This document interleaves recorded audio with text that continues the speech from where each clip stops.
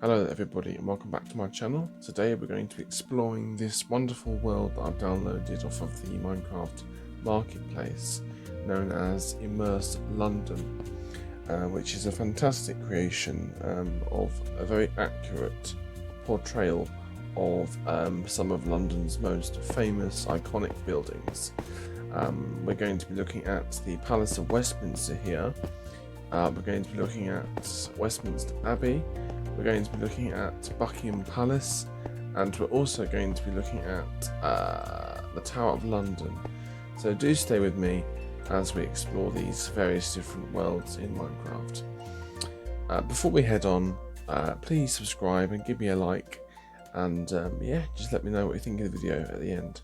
So let's get started. So they give you this compass here to figure out where to go, because obviously in a world as big as this, you don't really know what you're doing or where you're going. So the compass sort of shows you where to go, meaning there's an underground system. London has an underground train system, and this compass shows you where to go to access the various different worlds in this creation, because Westminster, the Tower of London and Buckingham Palace aren't in the same worlds, because it would just be too big, I guess, and I guess the creators wanted to separate them into different regions. So we'll just head down here into the underground of London.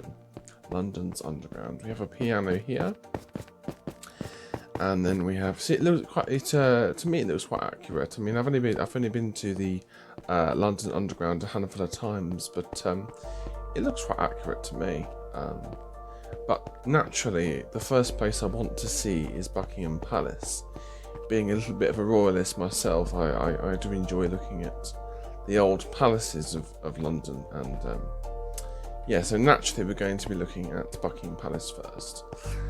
Yeah, so this is the Buckingham Palace station, the interior, and now we're just going to head on out and through this way. And we're just going to go and explore Buckingham Palace. Now, I'm hoping this is accurate. It already looks fantastic. You can see all the little details they've added, you know, what they called pigeons flying around and various characters walking around here, making it look like the street. And these cars here you can actually get into and drive around, but we're going to be focusing on just exploring the various different buildings. Now, I think Buckingham Palace is too vast to explore the entire thing, but we'll just be looking at the staterooms, I think, today. You can see the flagpole there. The Royal Standard isn't flying, so the Queen isn't home. You can also see, this is what's fantastic as well. It's some kind of mod, I think, but you know, there's marching soldiers there. And the balcony, which is wonderful with the flags. And I might just throw in a few facts here and there, guys. Did you know that the frontage of Buckingham Palace here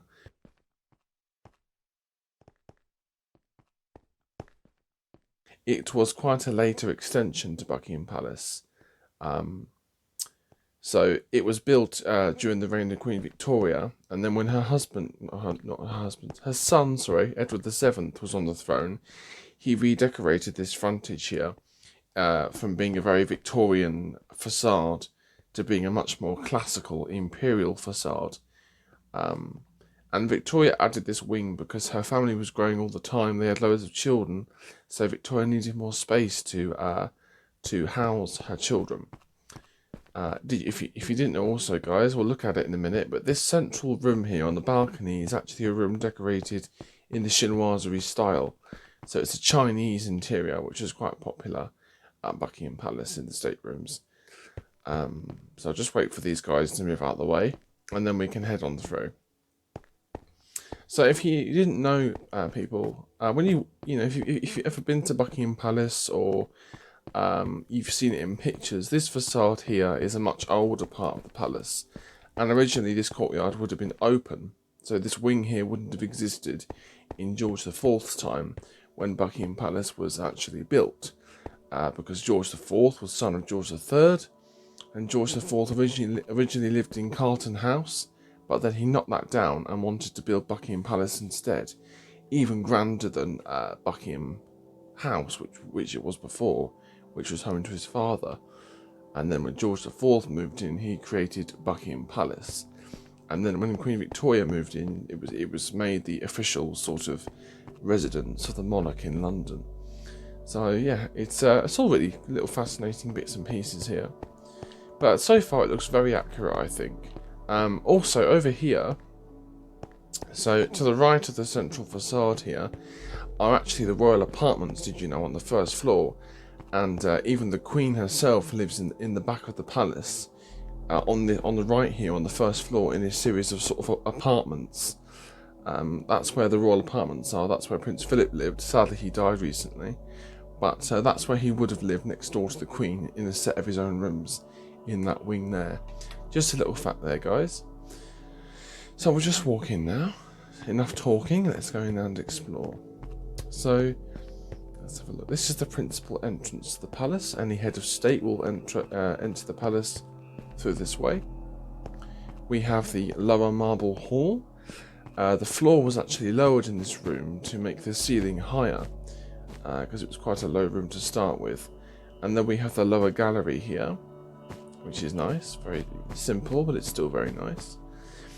And then to the right here we have the grand staircase, which is one of my favourite parts of the palace. It's the ceremonial processional route into the staterooms. In that direction is the ballroom. It was added by Queen Victoria. But we're going to continue up the staircase here, and we're going to explore some of the state apartments in the palace.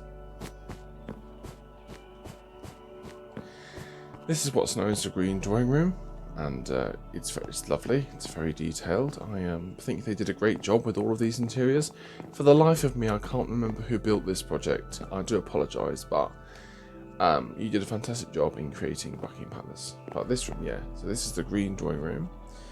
And then we head on through to the ballroom, which is not the ballroom. Get my words wrong.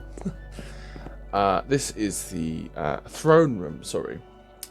And all these interiors in the state apartments were actually created by John Nash, who was very popular because he, when he designed things, he designed them very theatrical, and he mixed all kinds of different architectural styles together, creating lovely sort of new ideas of interiors. And George IV was quite a patron towards John Nash, because John Nash created very theatrical interiors, which was a huge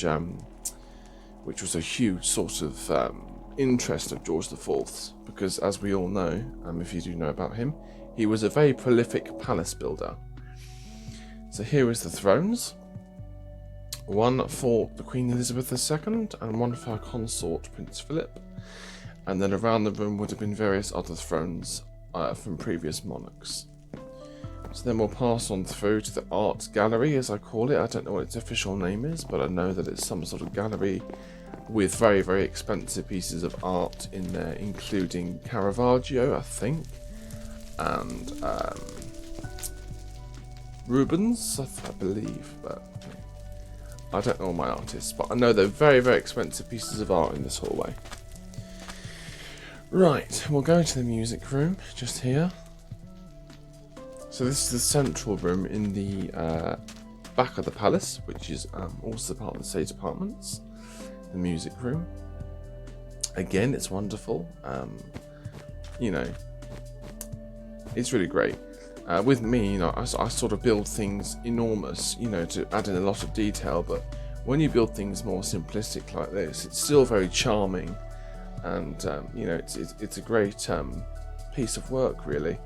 And at least it's all accurate, you know, at least it's all in proportion and accurate. In here we have the blue drawing room, which is wonderful, and this is one of my most favourite rooms in the palace, the blue drawing room, because it's just so, I like the colour and I like the overall layout of the space. It's really theatrical and wonderful. Yeah, so this is the blue drawing room, and they've also lit all the fireplaces, and there's just nice little details here and there in the interiors. And then we have the state dining room, which is also great. The ceiling in this space in the real palace is really, really over the top, and that's why I like it a lot.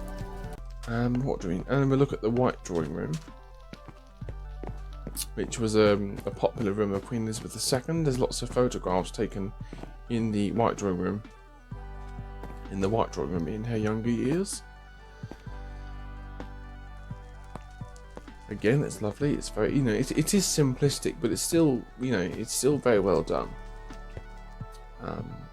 And also in Buckingham Palace, in the White Drawing Room, there's a kind of commode, a sort of accent table either side of the fireplace with a mirror installed. But the one on the left in the real palace actually opens up the whole thing like a door. Because it's like a secret entrance into the Queen's apartments. There's also a video of that on YouTube somewhere.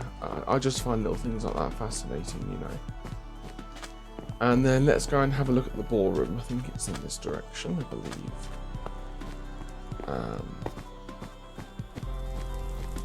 Now the ballroom actually was installed by Queen Victoria. She commissioned it. I suppose she thought it was necessary to add in a ballroom to Buckingham Palace because, they would have had lots of receptions there and state dinners and parties, so I suppose an enormous ballroom would have been most appropriate. And at one time it was the biggest indoor space in the world, or in England at least. Yeah, so here it is. Again, it's very accurate. We have a whole table here laid out for a state dinner. We have the seating area for the Queen on state occasions. And in Victoria's time, this room would have been multicoloured. All of the ceilings and the walls would have been painted in Technicolor. It would have been really extravagant. But when her son came along, get my words wrong. Edward VII came along. He really changed the interiors of Buckingham Palace and went for the white and gold scheme, which became a very popular Edwardian style for royal interiors especially. So this room is great. It's really fantastic. And let's have a look at this space. I don't know, I've never seen this before, so this must be just left to speculation, or I don't know if they know what these spaces look like. I imagine it's a servant's quarters because he has a kitchen. And I suppose it's relevant to have a kitchen near the ballroom, because they want to get the meals in there when they're hot. Let's go and have a look at the gardens. I have no idea how to get out. Let's go and have a look at the gardens. If we can get out, I have no idea. I don't believe in breaking blocks to get out of builds because it's just so disrespectful.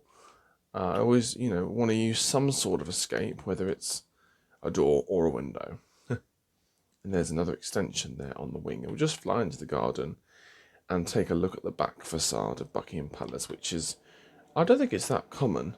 I think you only see it really when she has like tea parties and things on the back lawn of Buckingham Palace, but there it is. Again, it's very accurate. And this is George IV's palace. And also it still resembles a bit of Buckingham House because, Buckingham House was originally a country house, and then it became Buckingham Palace when George IV came along. But it's wonderful. The whole project is fantastic. We have a huge garden here. I don't know if the builders could fit in every single little detail, but still fantastic. The tightly clipped lawns of Buckingham Palace. It's funny how she has all this parkland and like a big estate in the middle of London City, I just find that so bizarre. But she has a lake here. And lovely sort of scenery. They've obviously laid all that out as well, which is great. It all looks fantastic. And yeah, so that's Buckingham Palace. I only wanted to view the staterooms. Oh yes, I was going to show you that room in the front of Buckingham Palace, which is actually in the chinoiserie style. I don't know if they manage that here, but yeah. So it's in this entrance, and it should be the room directly opposite in here that leads onto the balcony. There's some sort of office down the other end there, which is in the chinoiserie style. I think it's a dining room. But yes, here it is. I don't know. There's a special name for it, actually, I believe. I just, for the life of me, I can't think what it's called. We'll just call it the balcony room. But yeah, it's really great. And there's another room down here, which is, I think it's a dining room, if I believe. I know. Oh, that's right. Yeah, it's a dining room. I thought it was. Yeah, nice space. I know it's not like fully detailed, but it's still very, you know, they've gone to some detail with it. You know, that at least it's accurate. That's the most important part, because you can't call it a building that exists in real life unless it actually looks like the building. You know, unless it's recognisable. Otherwise, everyone's just going to say, "I have no idea what that is." You know, so. But yeah, it's fantastic. It's really good. And look at the Central Victorian Monument here. Now, me personally, I would have built that a lot higher and a bit more bulkier. But it's still great. You know, you can see the Angel of Victory there, and the fountains, and yeah, it's just great. And apparently, the person who created this monument, when it was presented to the monarch, the person who designed it was knighted on the spot. Was tapped on his shoulders with a sword and proclaimed a knight on the spot because of how pleased the monarch was with the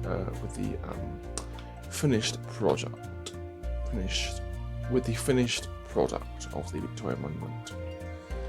So, what we're going to do now, we are going to visit the Palace of Westminster, I think, next, and then we'll visit the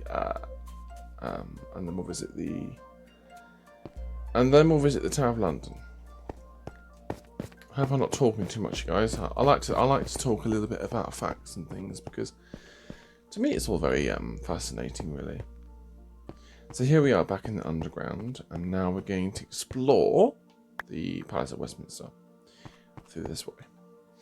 And I think we'll enter through the House of Lords, because it's quite an impressive entrance, and I know a bit more about the House of Lords than I do the House of Commons.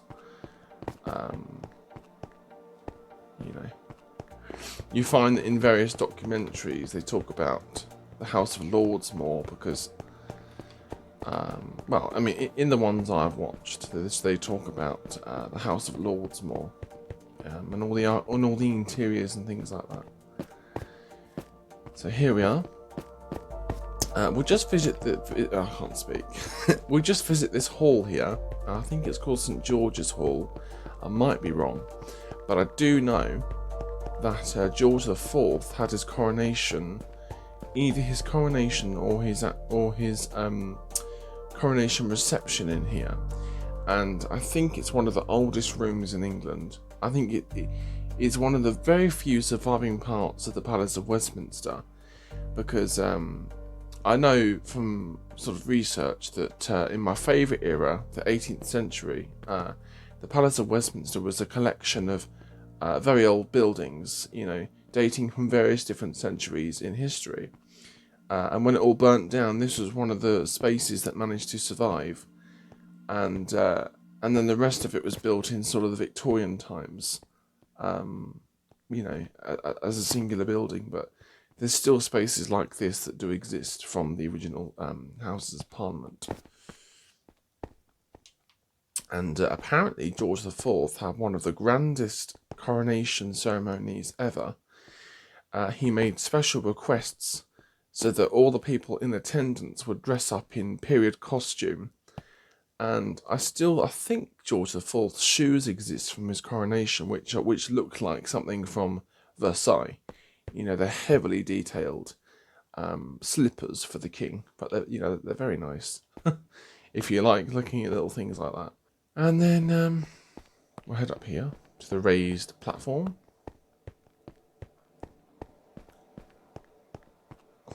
This wonderful medieval window here, which is just, again, it's fantastic.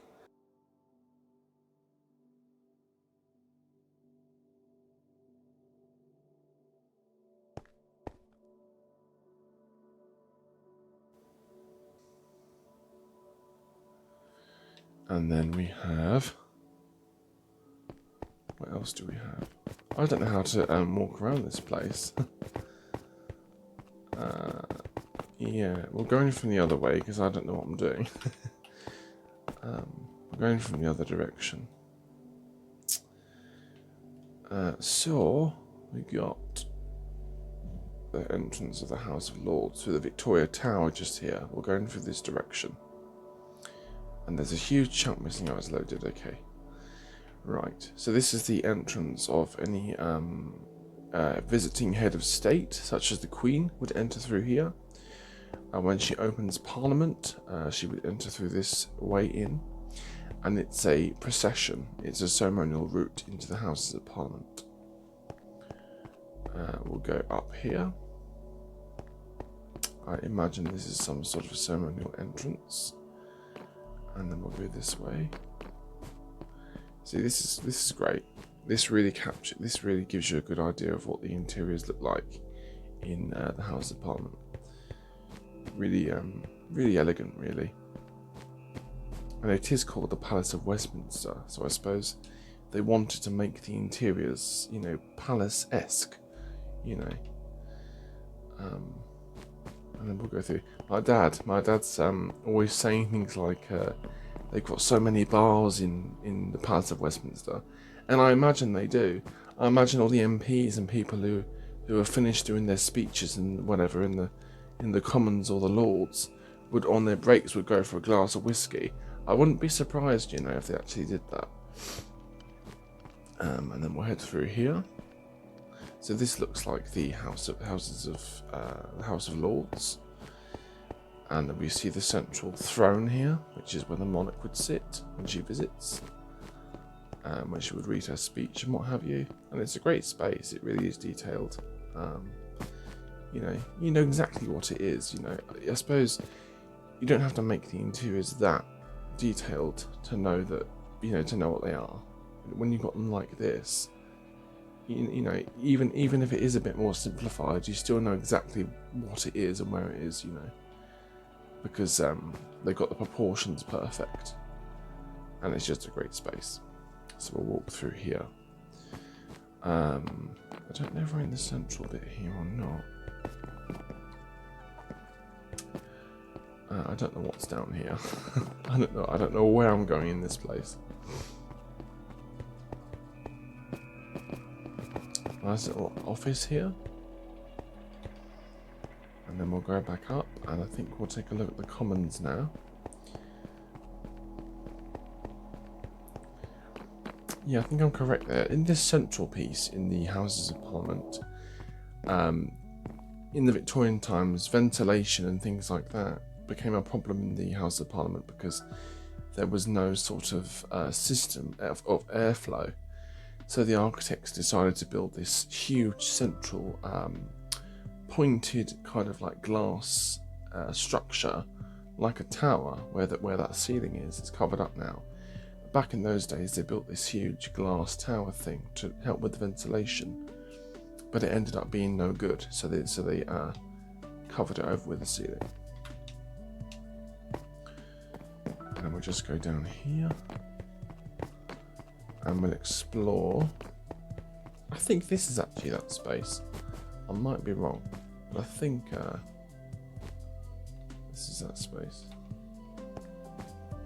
And then we'll just head on through to the House of Commons. And in here, you can know exactly what space this is, you know.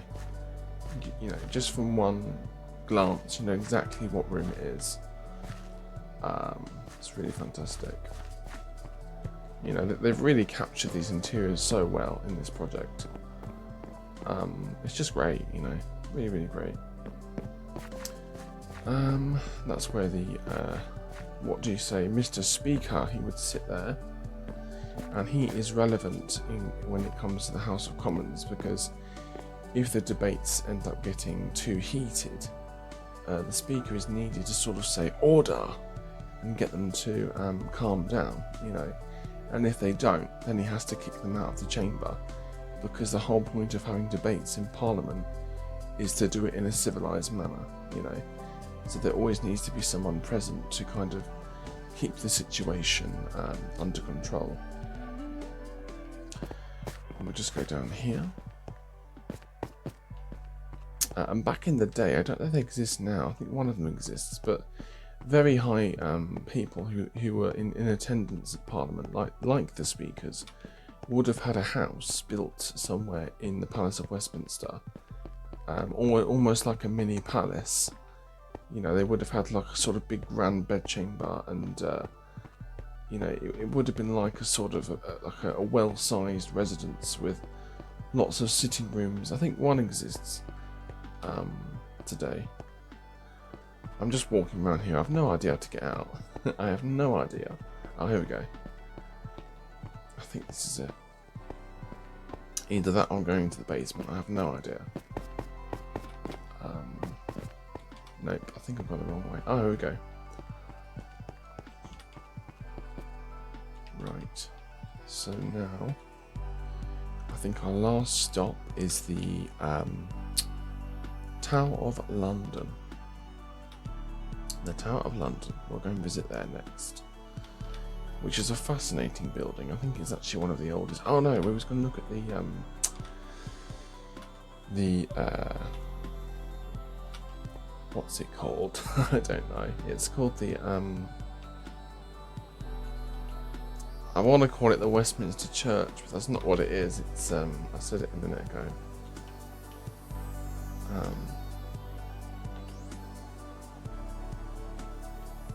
You know, the place where kings and queens go to get crowned in England.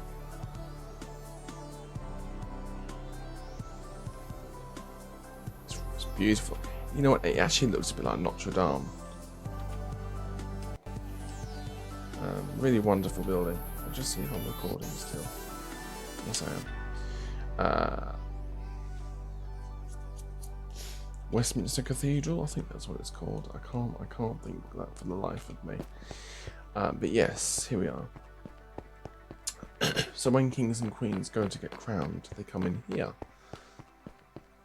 And also, because of the sad passing of Prince Philip, most likely he'll be buried in here amongst all the other kings and queens, because typically when somebody like a sovereign or somebody of very high position, or somebody who was really well favoured, like prime ministers and things like that, you know, might be buried in the Westminster Cathedral.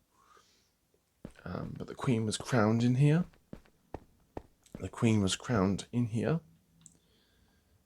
This is where she was anointed.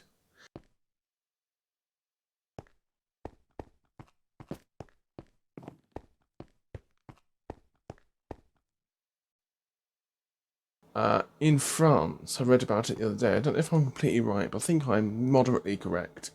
The kings of France, when they were crowned, the sort of holy, what would you say, the archbishop, the French version of an archbishop, who put the crown on the king's head, would have kissed the hand of the king, symbolising that they were sort of in partnership, they were on the same level, because in those days the kings were seen as like divine, whereas a British monarch would be anointed. So they're not divine, you know, they're not seen as divine, but when they're anointed, you know, it's almost like they're, how would you say, anointed to be king or queen, you know, sort of a semi-divine, I don't know, but in France it was, you know, seen as the kings were divine, whereas in England it's different. And I suppose that arrogant attitude is what brought down the French monarchy in the end. But here we are in the Westminster Cathedral.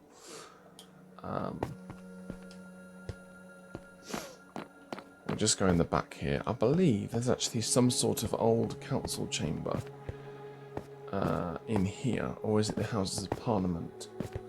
Like a medieval council chamber somewhere in here, but I can't think. I think it's actually in the Palace of Westminster. But it's this ancient old council chamber that was used by kings. And it's one of the very last surviving medieval interiors very gothic.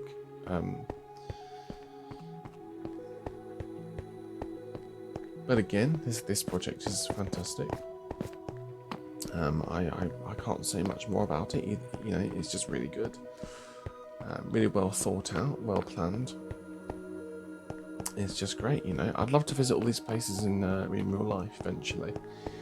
I'd love to visit various places in London because, you know, knowing me, I'd probably never stop talking about London when I'm there because I just know, you know, some bits and pieces about it. And, you know, I'd probably never stop talking about the various different landmarks and things. We'll just head on through and then we'll go to the Tower of London, which was originally a palace and now it is a former prison. But in its heyday, it was a palace of Henry VIII. So we'll just head there now, if I can find that one key thing, which is our underground system, which gets us to A to B. Here we are.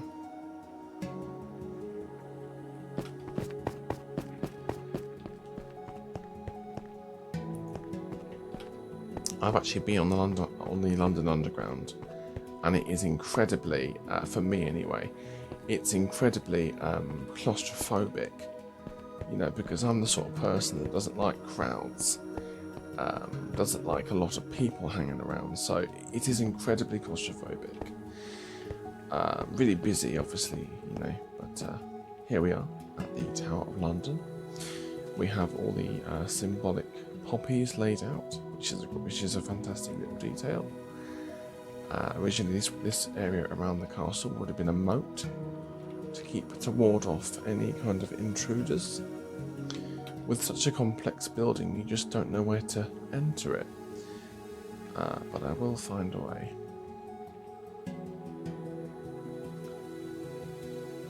Here's the tower in the centre, the White Tower. And I think we'll enter from this direction. I know that in the Tower of London there's this chapel that they built in there. Because like I say, it used to be a palace. They built this kind of medieval chapel in the middle of the building somewhere. Which is remarkable, really. I'm just going to try and find it. I've never been here before, so and I also have no idea of the interiors of the Tower of London, but it looks fitting, you know, very medieval themed. I'll just try and find this blasted chapel, wherever it is, somewhere around here. Okay, let's have a look down here. You know, it's just remarkable because in such a compact building, they managed to build a classic sort of two-story chapel in the middle of the building, which is just fascinating, really.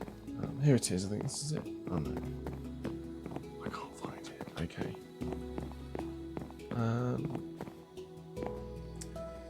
Maybe it's on the next floor. I have absolutely no idea. Let's try getting on the top floor. Oh no. I'm going up to the tower there. I have no idea where I'm going. If I did, I would have found it by now, but I don't. I have no idea.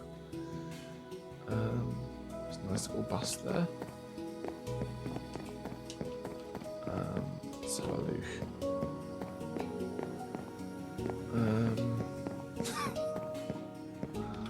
Strolling around like no idea what I'm doing. I'm just trying to find this chapel.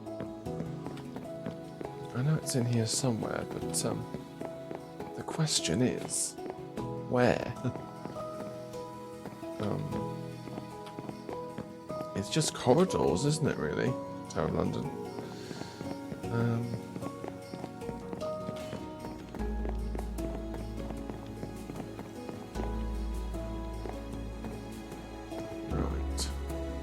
So I don't think it's on this floor. I'll just go down one and I'll try and find it on the lower floor if I can.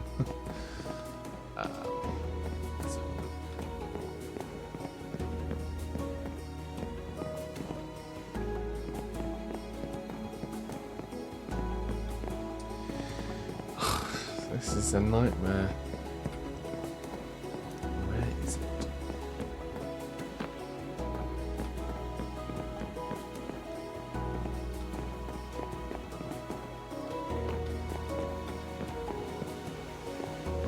Half of this video is just me walking around trying to find this chapel. I just have no idea where it is. Okay.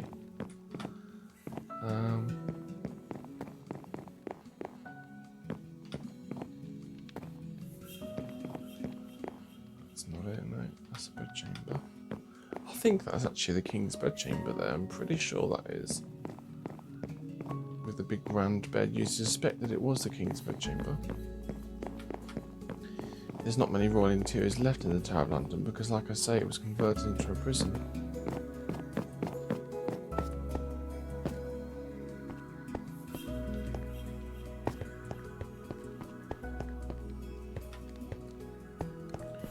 Now we're on the lower level here, so hopefully we can find it.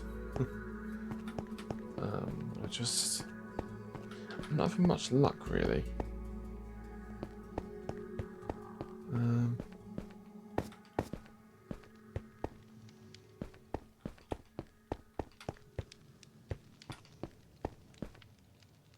I think this. Here we go. I finally found it. Oh no, it's not even it. It's not even it. Oh god.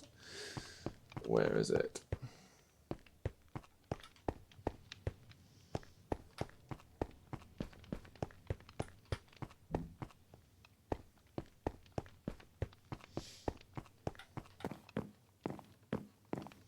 We will find it. I'm not giving up.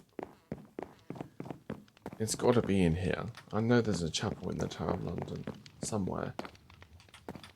But I just don't seem to be getting anywhere with this.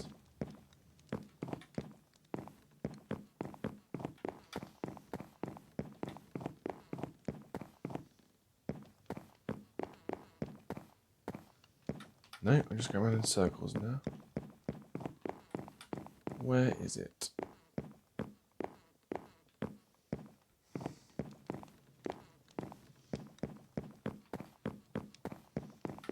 I'm sure it's in here. It must be. Oh, I think this is it. Is it? Yeah, this is it. I finally found it.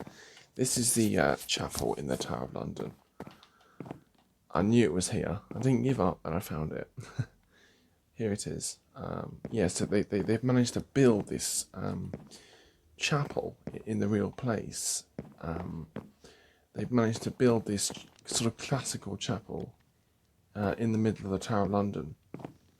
So I just find that really interesting, you know, because it's such a compact building. It's so irregular, and they just managed to build this like amazing chapel in the Tower of London there. But that's it really. We'll just find a way out, and then I think we'll call it the end there, guys. If I can just find an exit. No wonder this place was a prison. I can't even find anything. Okay. Here we go.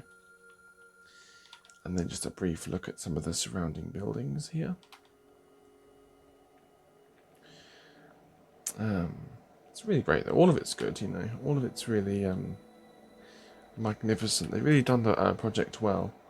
And I will include the builder's name in the description, but for the life of me, I can't remember who it was, and I do apologise. But your project is really fantastic, and it was good being able to explore it and present it in all of its glory. So I think that's it then, guys. Thank you very much for watching. I appreciate it. I hope you enjoyed exploring just a handful of Britain's most popular landmarks with me. And don't forget to like and subscribe, and I will see you next time for even more Minecrafting or whatever comes along. So thanks again, guys. I appreciate it. Take care. I'll see you later.